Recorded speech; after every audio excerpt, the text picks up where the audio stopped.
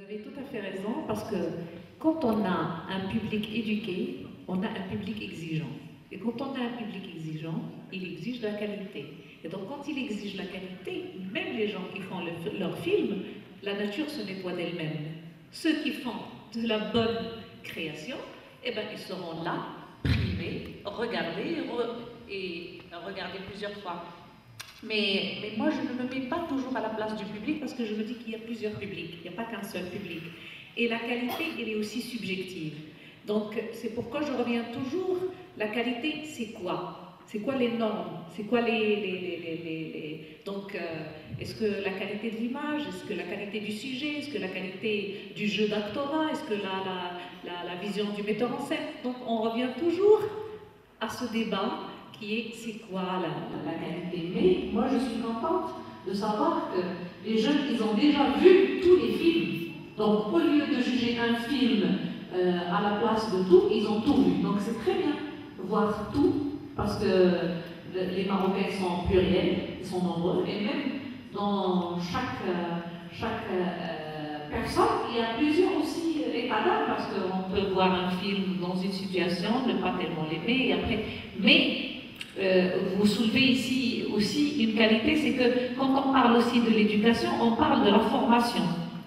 La formation des gens qui font...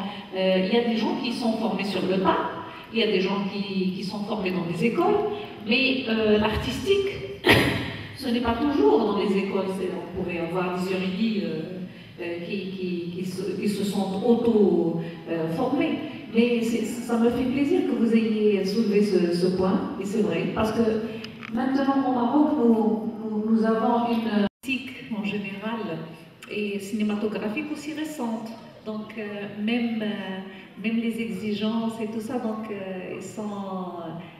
il y a des films qui sont aussi à l'état de téléfilms plus que de cinéma, purement cinéma. Donc, mais c'est très bien qu'il y ait déjà cette conscience.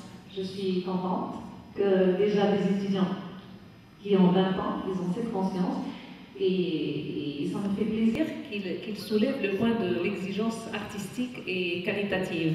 C'est bien, parce qu'il n'y a pas que la quantité. Pour dire on a plusieurs films qu'on produit chaque année, c'est pas ça le plus important. C'est la qualité de ces films qui sont là, qui représentent le Maroc dans des festivals.